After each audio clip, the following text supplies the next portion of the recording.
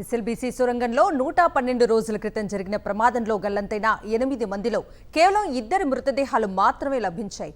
అనేక ఏజెన్సీలు నిర్విరామంగా శ్రమించినా 50 మీటర్ల క్రిటికల్ జోన్లో పనులు చేయలేక నిలిపివేశారు.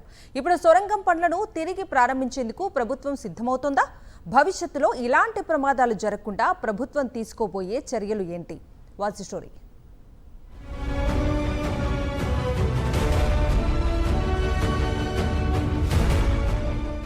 శ్రీశైలం రిజర్వాయర్ బ్యాక్ వాటర్స్ లో ఎడమగట్టు కాలువ సొరంగం నిర్మాణం సందర్భంగా జరిగిన ప్రమాదంలో 8 మంది కార్మికులు గల్లంతయ్యారు. ప్రమాదం సంభవించి ఇప్పటికీ 112 రోజులైంది. 8 మందిలో కేవలం 2 మృతదేహాల్ని మాత్రమే వెలికి తీయగలిగారు. మిగిలిన వారి మృతదేహాల కోసం 12 ఏజెన్సీలకు చెందిన దాదాపు 550 మంది నిపుణులు 3 షిఫ్టుల్లో నిర్విరామంగా కృషి చేసినా ఫలితం కనిపించలేదు.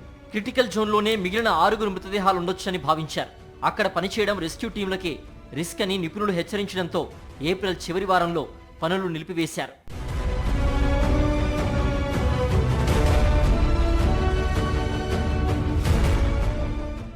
ఎస్ఎల్బీసీ సొరంగం నిర్మాణ ప్రాంతం అమ్రాబాద్ పులుల అభయారణ్యం పరిధిలో ఉండడంతో ఉపరితలం నుంచి సొరంగం చివరి ప్రాంతానికి ప్రత్యామ్నాయ మార్గం నిర్మించడానికి కేంద్రం అనుమతులు తప్పనిసరి.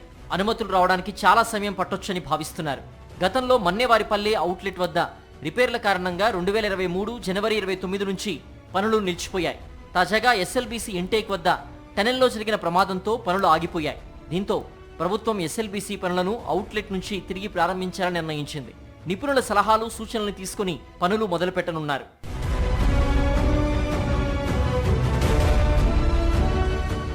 టనెల్ తవ్వకాల విషయంలో కేంద్ర రక్షణ శాఖ నిపుణుల సహాయం తీసుకోవాలని తాజాగా తెలంగాణ సర్కార్ నిర్ణయించింది.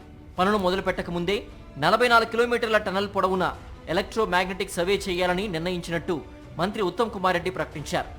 ఇందుకోసం డెన్మార్క్ నుంచి తెప్పిస్తున్న ఆధునిక పరికరాలతో తక్కువ ఎత్తులో ఎగిరే సామర్థ్యం గల రక్షణ శాఖకు చెందిన 2 హెలికాప్టర్లు వినియోగించనున్నారు. దీని ద్వారా టనెల్ ప్రాంతంలోని నేల స్వభావాన్ని ఖచ్చితంగా అంచనా వేయొచ్చని భావిస్తున్నారు.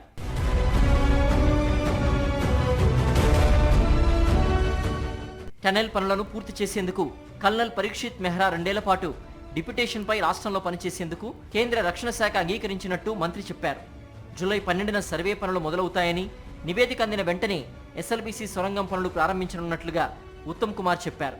మొత్తం 44 కిలోమీటర్ల పొడవును నిర్మించాల్సిన ఎస్ఎల్బీసీ టనెల్లో ఇప్పటికీ 35 కిలోమీటర్ల పనులు పూర్తయ్యాయి.